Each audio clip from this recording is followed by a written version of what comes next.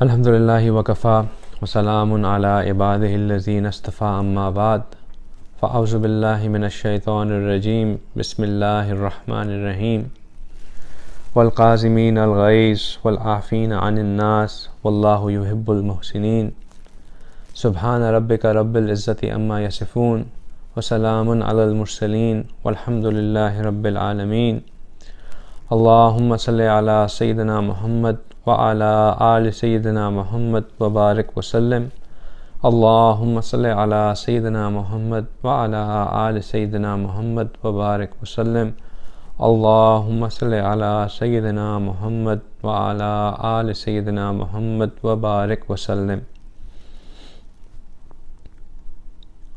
اللہ سبحانہ تعالیٰ نے انسان کو کچھ صفات ایسی دی ہیں جو کہ اپنے اندر برابری چاہتی ہیں، ایک سرٹن لیول کے اوپر آپریٹ کرنا چاہتی ہیں۔ اگر انسان کے اندر یہ کوالٹیز اوور دی لمٹ ہو جائیں تو بھی انسان کے لیے نقصان دہ، اور اگر انڈر دا سرٹن لمٹ ہو جائیں تو بھی انسان کے لیے نقصان دہ۔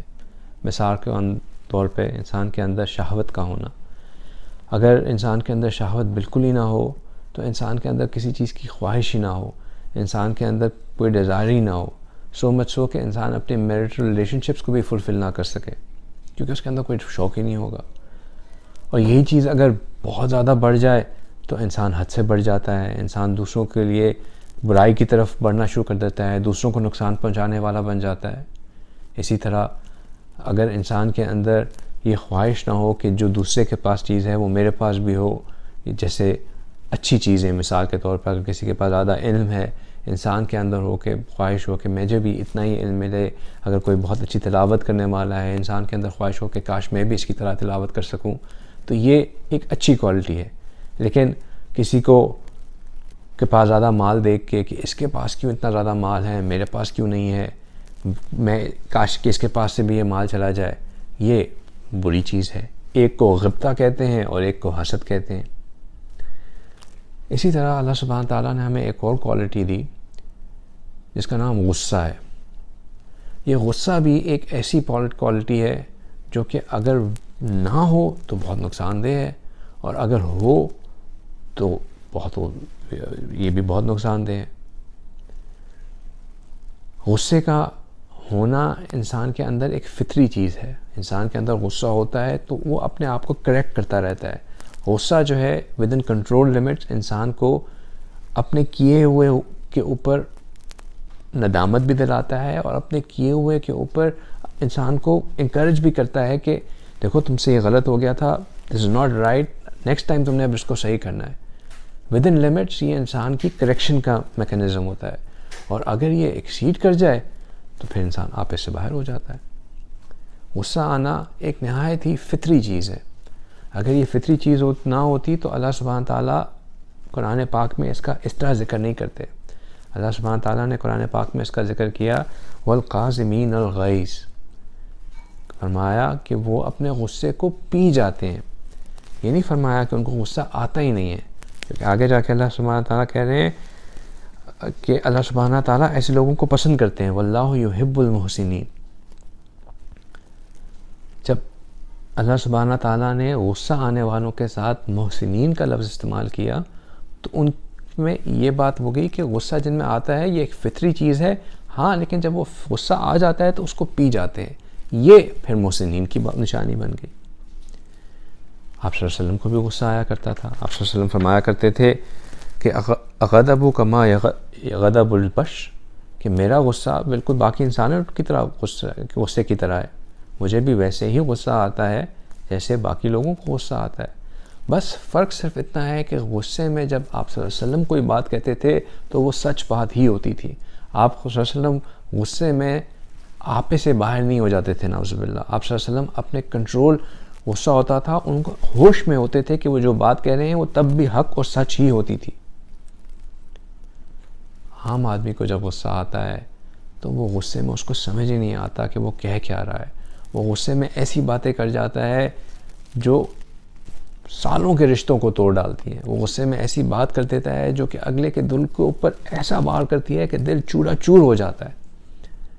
عام آدمی جو غصے میں اپنے اوپر قابو ہی نہیں رکھ سکتا، اس کو پتہ ہی نہیں ہوتا کہ میں کیا حرکتیں کر رہا ہوں. اور یہی وجہ ہے کہ بعض اوقات پھر وہ اتنا بڑھ جاتا ہے کہ اگلے کو مارنا شروع کر دیتا ہے، پیٹنا شروع کر دیتا ہے. غصہ وہ چیز ہے جو کہ انسان کے رشتوں کو توڑتا ہے. غصہ وہ چیز ہے جو کہ انسان کو ایک دوسرے سے دور کرتا ہے. غصہ وہ بیماری ہے جو کہ انسان کو دوسرے کو معاف کرنے سے روکتا ہے. غصہ وہ بیماری ہے جو دوسرے سے انتقام لینے پہ انسان کو مجبور کرتا ہے.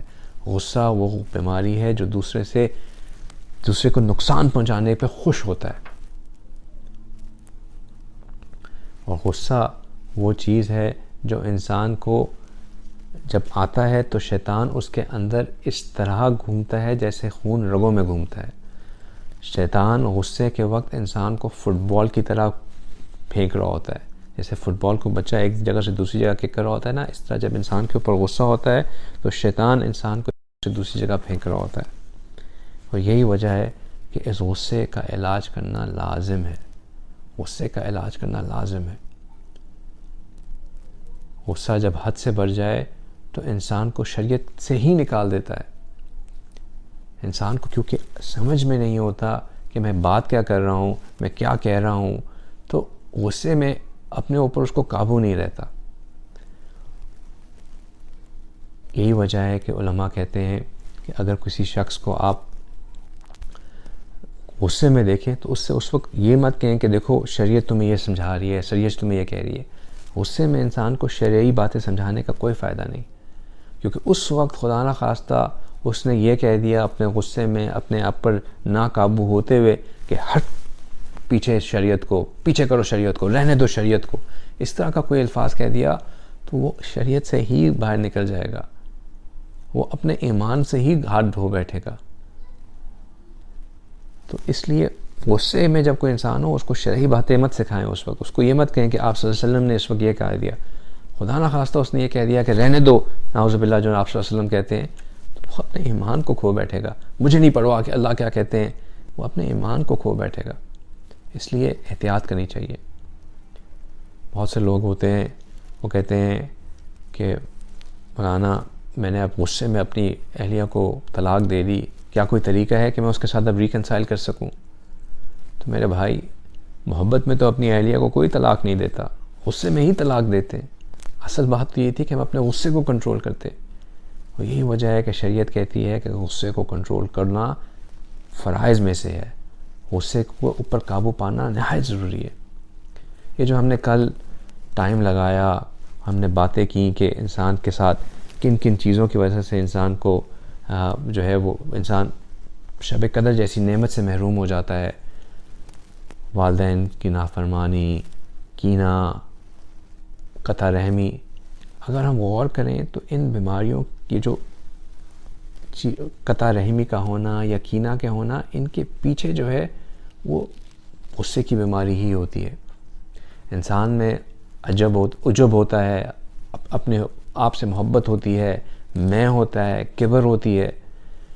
اور جب یہ چیزیں انسان کے اوپر حاوی ہو جاتی ہیں تو پھر وہ جس فارم میں مینیفیسٹ ہوتی ہیں وہ غصہ ہوتا ہے. انسان کو کسی نہ کسی بات پہ کسی سے غصہ آیا ہوتا ہے، کوئی چیز ایسی ہوتی ہے تو وہ اس کے خلاف کوئی نہ کوئی بغض اپنے دل میں رکھ لیتا ہے. انسان کو اپنے کسی قریبی رشتہ دار کے بارے میں کہ کہیں بھی کسی بات کو کوئی ناپسند ہوئی ہوتی ہے، اس سے کوئی اس کا کچھ کیا ہوا ناپسند آتا ہے، غصہ چڑھ جاتا ہے، وہ اس سے تعلق توڑ دیتا ہے. تو یہ جو دو میجر بیماریاں جن کی وجہ سے اتنا نقصان ہوتا ہے انسان کو کہ وہ شب قدر جیسی بابرکت رات سے محروم ہو جاتا ہے، اس کے پیچھے جو چیز ہوتی ہے وہ غصہ ہوتا ہے.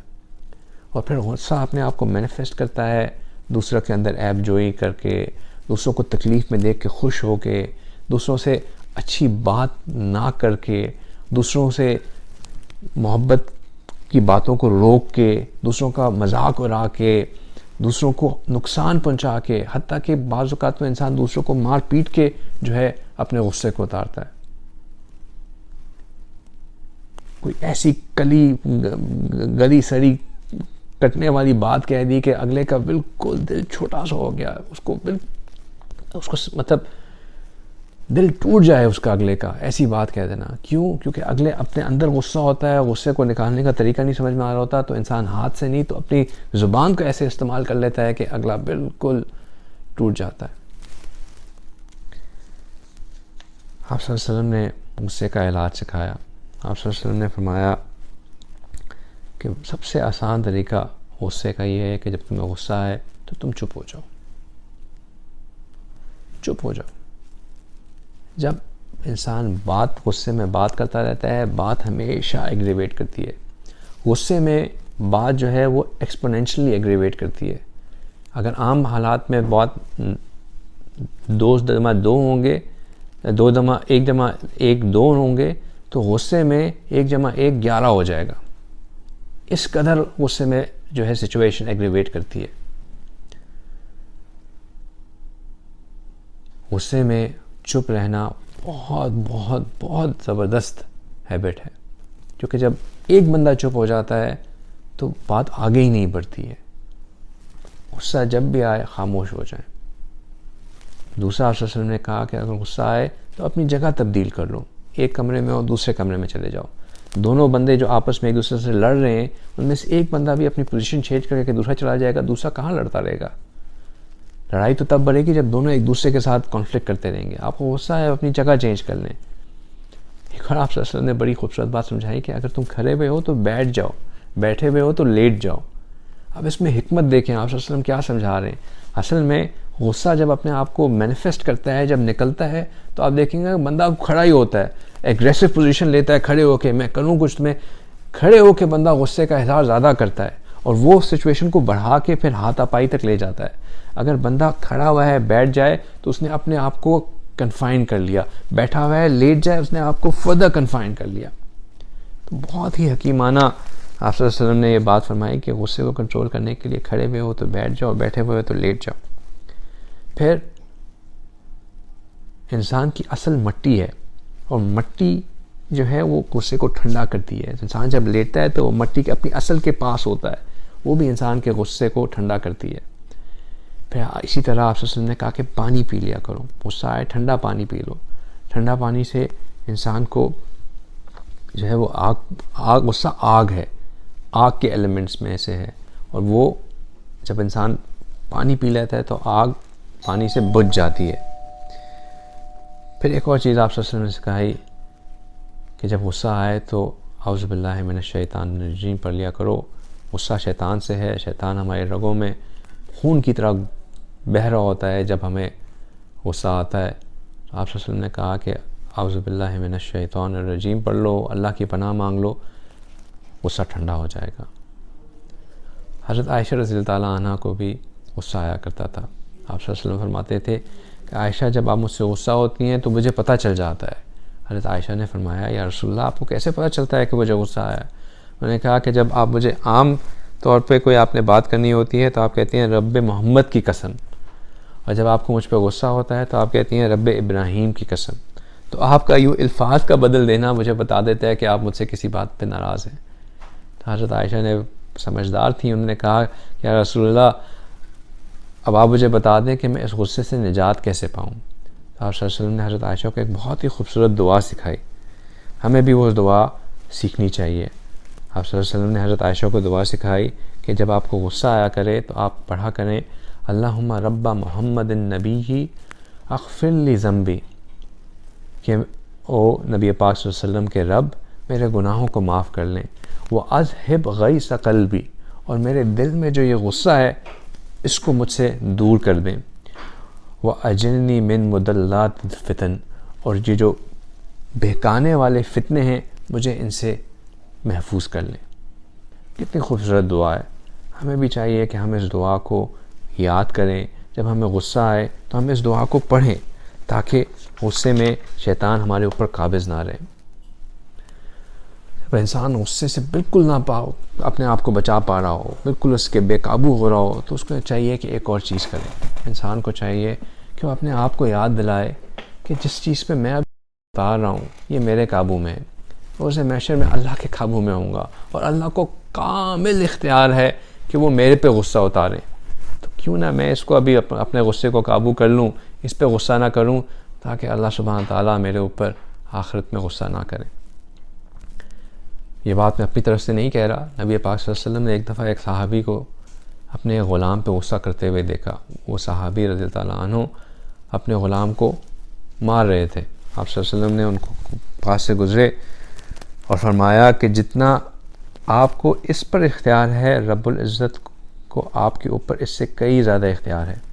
تو آپ یہ نہ سوچیں کہ آپ آقا ہیں، آپ یہ سوچیں کہ میں بھی کسی کا غلام ہوں، ہم بھی کسی کے غلام ہیں، ہم بھی اللہ سبحانہ تعالیٰ کے عبد ہیں، غلام ہیں۔ اللہ سبحانہ تعالیٰ کو ہم پہ پورا اختیار ہے۔ ابھی ہم اپنی جو ہے وہ بڑا پن دکھا رہے ہیں جس کے اوپر ہمیں طاقت ہے، تو اللہ سبحانہ تعالیٰ بھی ہمارے اوپر بہت بہت طاقت رکھتے ہیں۔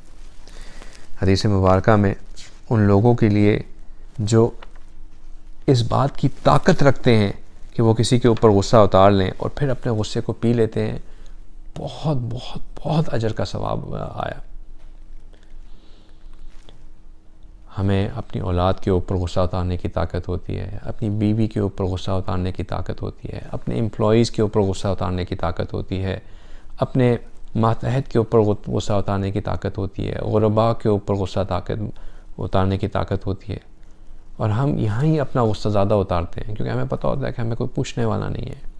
تو آپ سنیے آپ صلی اللہ علیہ وسلم نے کیا فرمایا کہ جو ان موقعوں پہ جہاں پہ وہ اپنا غصہ اتار سکتا ہے اس پہ اپنے غصے کو پی جاتا ہے، تو اللہ سبحانہ تعالیٰ کیا فرماتے ہیں؟ آپ صلی اللہ علیہ وسلم نے فرمایا کہ جو بندہ غصہ اتار سکے اپنی بیوی پر، اپنے بچوں پر، اپنے ماتحتوں پر، اپنے رشتہ داروں پر، اپنے دوستوں پہ، غرباء پر، اور پھر اپنے غصے کو نہ اتارے،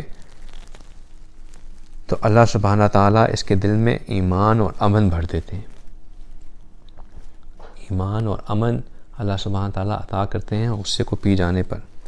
ایک اور جگہ آپ صلی اللہ علیہ وسلم نے فرمایا کہ جو بندہ غصہ اتار سکتا ہو اور پھر معاف کر دے، تو رب العزت قیامت کے دن بھرے مجمع میں اس بندے کو بلائیں گے اور فرمائیں گے کہ جنت میں جاؤ، جنت میں جاؤ اور جس حور سے چاہتے ہو نکاح کر لو۔ حور سے نکاح کر لینا تو خیر بات کی بات، لیکن بھرے مجمع میں اللہ سبحانہ تعالیٰ کا اس بندے کو کال آؤٹ کرنا اور پھر اس کو جنت کے لیے آگے بھجوانا، کتنی بڑی عزت کی بات ہے۔ ایک اور حدیث مبارکہ میں آیا کہ جو شخص غصہ اتار سکتا ہو اور پھر نہ اتارے، تو اللہ تعالیٰ قیامت کے دن مجمع میں اعلان کریں گے۔ کیا اعلان فرمائیں گے؟ کہ بھرے مجمع میں اللہ حضرت فرمائیں گے کہ وہ شخص کھڑا ہو جائے جس شخص کو اوپر میرا حق ہو۔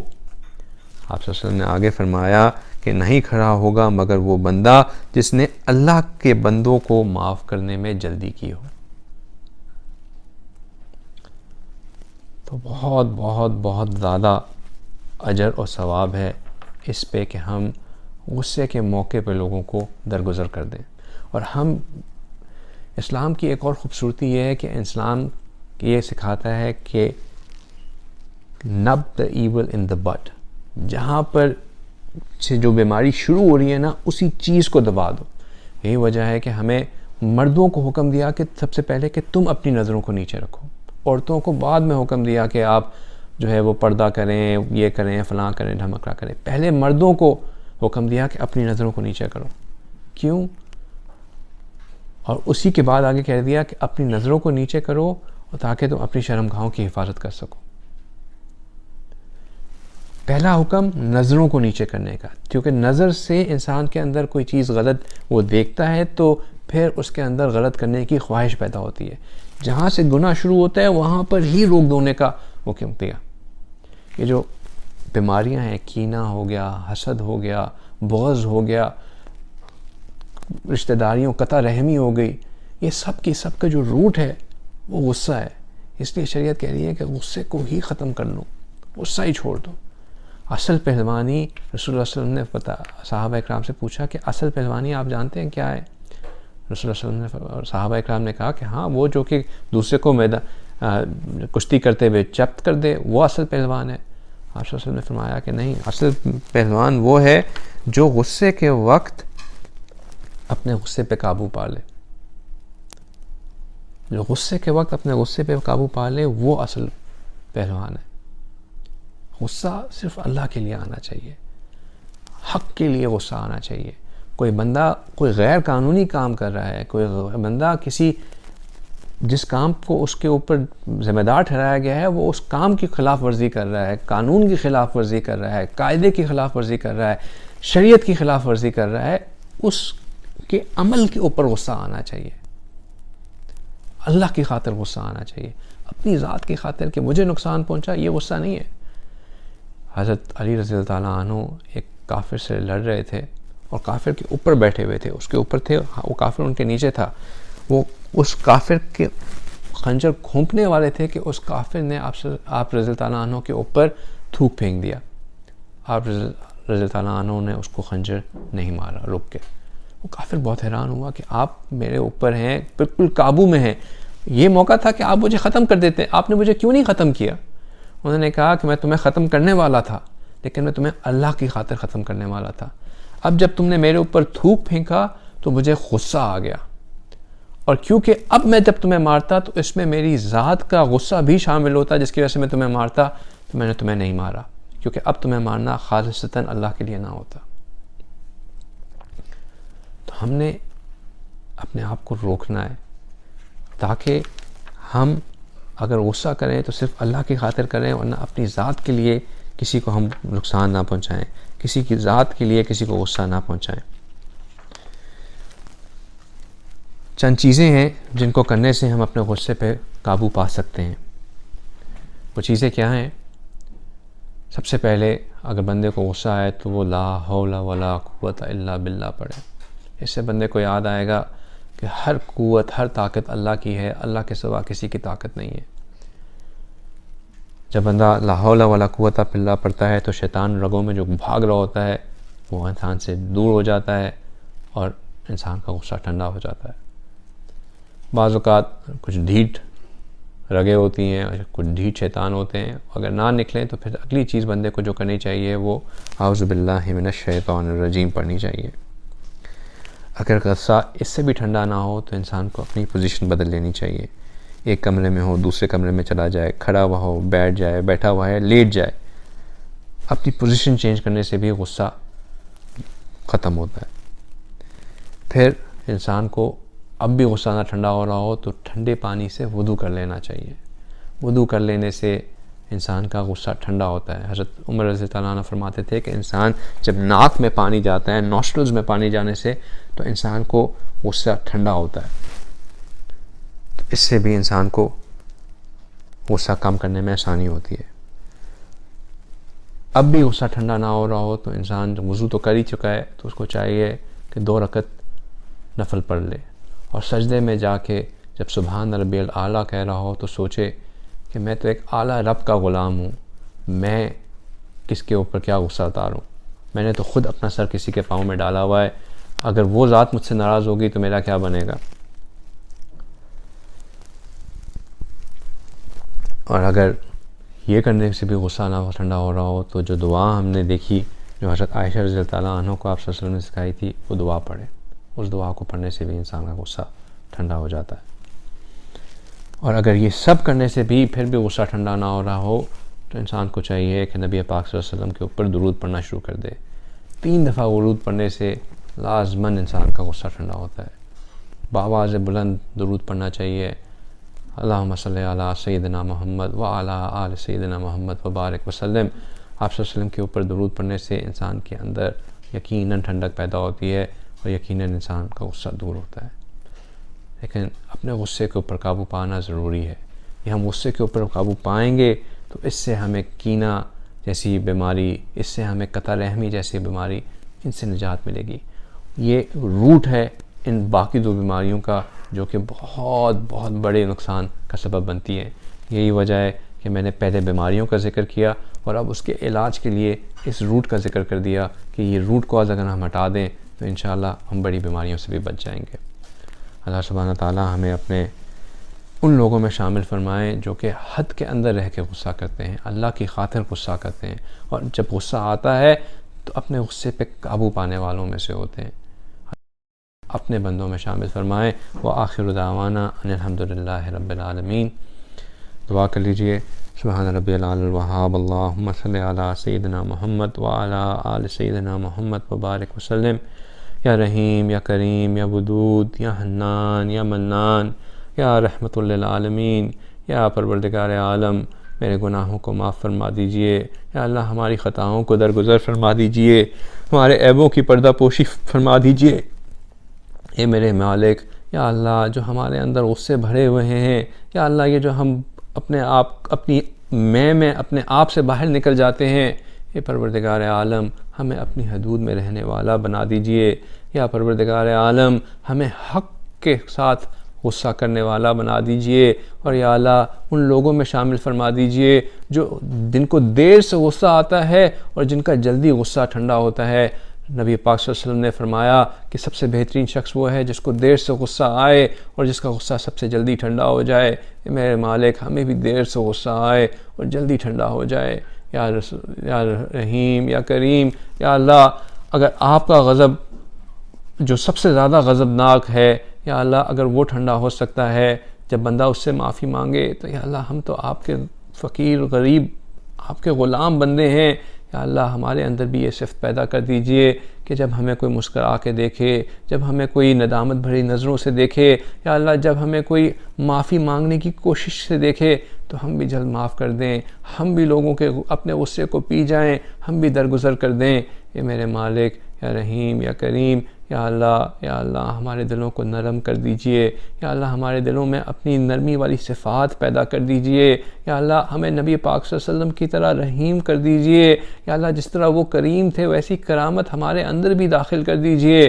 اے میرے مالک ہمیں لوگوں کے ساتھ اچھا بنا دیجئے، یا اللہ لوگوں کے خیال کرنے والا بنا دیجئے، یا اللہ جو اخلاق آپ نے نبی پاک صلی اللہ علیہ وسلم کو عطا فرمائے، یا اللہ جس طرح وہ دوسروں کے لیے خیر تھے، یا اللہ جس طرح وہ دوسروں کا خیال کرنے والے تھے، یا اللہ جس طرح وہ لوگوں کے ساتھ سچ بولنے والے تھے، یہ میرے مالک یہ خوبیاں ہم میں بھی داخل کر دیجئے، یا اللہ ہمیں بھی اچھے اخلاق عطا فرما دیجئے، خیر خواہی عطا فرما دیجئے، صدق عطا فرما دیجئے۔ اے میرے مالک ہمارے اندر سے نفاق کو نکال دیجئے، یا اللہ ہمیں صدق العین عطا فرما دیجئے، صدق اللسان عطا فرما دیجئے، صدق العمل عطا فرما دیجئے، یا اللہ ہمارے قول و فعل میں تضاد کو ختم فرما دیجئے، یا اللہ جو ہمارا باہر ہے ویسا ہی ہمارا اندر بنا دیجئے۔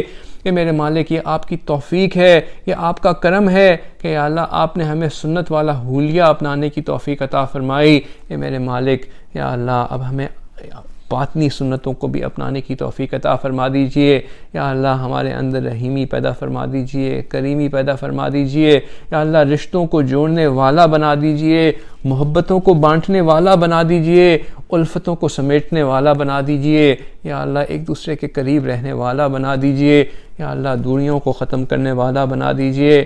اے میرے مالک ہمیں اچھا انسان بنا دیجئے، اچھا بندہ بنا دیجئے، اچھا باپ بنا دیجئے، اچھا بیٹا بنا دیجئے، اچھا بھائی بنا دیجئے، یا اللہ اچھا شوہر بنا دیجئے، یا اللہ رشتے ناتوں کی قدر کرنے والا بنا دیجئے، رشتوں کا اکرام کرنے والا بنا دیجئے، یا اللہ رشتوں کے ساتھ جو حقوق ہیں ان کو ادا کرنے والا بنا دیجئے۔ اے میرے مالک یہ جو مال آپ نے ہمیں دیا ہے، اے میرے مالک اس کو جن لوگوں کا اس پہ حق ہے ان تک پہنچانے والا بنا دیجئے، یا اللہ اس پہ سام بن کے بیٹھنے والا نہ بنائیے، یا اللہ اس مال کو اپنی راہ میں خرچ کرنے والا بنائیے۔ اے میرے مالک اوپر والا ہاتھ بنائیے، یا اللہ نیچے والے ہاتھ سے بچائیے۔ اے پروردگار عالم یا اللہ اپنی راہ میں دل کھول کے خرچ کرنے والا بنائیے، یا رحیم یا کریم، یا اللہ یہ وہ تمام صفات ہیں جن سے آپ راضی ہوتے ہیں، یا اللہ ان تمام صفات کو مانگنے کا مقصد بھی صرف آپ کی رضا ہے۔ یا اللہ ہم آپ کو راضی کرنا چاہتے ہیں، آپ کو منانا چاہتے ہیں، آپ کا بننا چاہتے ہیں، یا اللہ ہم آپ کی محبت چاہتے ہیں، یا اللہ خالی دل ہیں، یا اللہ ان کو اپنی محبتوں سے بھر دیجئے، یا اللہ میلے دل ہیں، یا اللہ اپنے اس میل کو یا اللہ اپنے نور سے صاف کر دیجئے۔ اے پروردگار عالم یا اللہ ہمیں اپنا بنا لیجئے، اپنا قرب نصیب کر دیجئے، یا اللہ اپنے کاموں کے لیے ہمیں چن لیجئے یا اللہ، اپنے دین کے اخلاص کے ساتھ خدمت کرنے والا بنا دیجئے یا اللہ۔ جو کام ہم اپنی صلاحیتوں کے ساتھ کر سکتے ہیں، ان کاموں کو استعمال کرتے ہوئے، ان صلاحیتوں کو استعمال کرتے ہوئے اپنی دین کی خدمت میں ہمیں استعمال کر لیجئے یا رحیم یا کریم یا اللہ۔ ہم خود تو کچھ ہی کرنے کے قابل نہیں یا اللہ، جو آپ کے نیک بندے دین کی کوششوں میں لگے ہوئے ہیں یا اللہ، ان نیک بندوں کے ساتھ جڑ کے ان کی خدمت کرنے کے لیے قبول کر لیجئے یا اللہ۔ قرآن پاک سے سچا پکا تعلق جوڑ دیجئے یا اللہ۔ یہ آپ کا کلام ہے یا اللہ، یہ آپ کی کتاب ہے یا اللہ۔ اس کو پڑھنے سے ہم آپ کے ساتھ ہم صفت ہو جاتے ہیں۔ یہ میرے مالک، اس کتاب کے ساتھ پکا تعلق جوڑ دیجئے، اس کو پڑھنے والا بنا دیجئے، اس کو سمجھنے والا بنا دیجئے، سمجھ کے اس پہ عمل کرنے والا بنا دیجئے یا اللہ۔ اس کو سمجھانے والا بنا دیجئے، اس کو ہمارے لیے ہدایت کا سرچشمہ بنا دیجئے یا اللہ۔ اپنی زندگیوں کے لیے گائیڈ لائن بنا دیجئے یا پروردگار عالم۔ قرآن پاک سے ہمارے سینوں کو منور فرما دیجئے یا اللہ۔ قرآن پاک کو ہماری قبروں میں ہماری شفاعت کرنے والا بنا دیجئے یا اللہ۔ قرآن پاک کو قیامت کے دن ہماری شفاعت کرنے والا بنا دیجئے۔ یہ میرے مالک، قرآن پاک سے ہمیں پکا جوڑ دیجئے یا اللہ۔ یا اللہ، یہ آپ کی توفیق تھی کہ ہم اس مہینے میں داخل ہوئے یا اللہ۔ یہ آپ کی توفیق تھی کہ ہم نے اس مہینے میں کچھ ٹوٹے پھوٹے عمل کیے۔ یہ میرے مالک یا اللہ، ہم جانتے ہیں، ہم مانتے ہیں کہ تمام کے تمام اعمال کھوٹے تھے، تمام کے تمام اعمال ٹوٹے پھوٹے تھے۔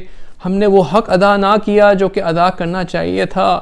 اے میرے مالک، ہم کمزور بندے ہیں، عاجز بندے ہیں، مسکین بندے ہیں یا اللہ۔ ہم یہی ٹوٹا پھوٹا کر سکتے تھے۔ اے میرے مالک، ان ٹوٹی پھوٹی کوششوں کو قبول فرما لیجئے۔ آپ کا بازار وہ واحد بازار ہے یا اللہ جہاں کھوٹا سکہ چلتا ہے۔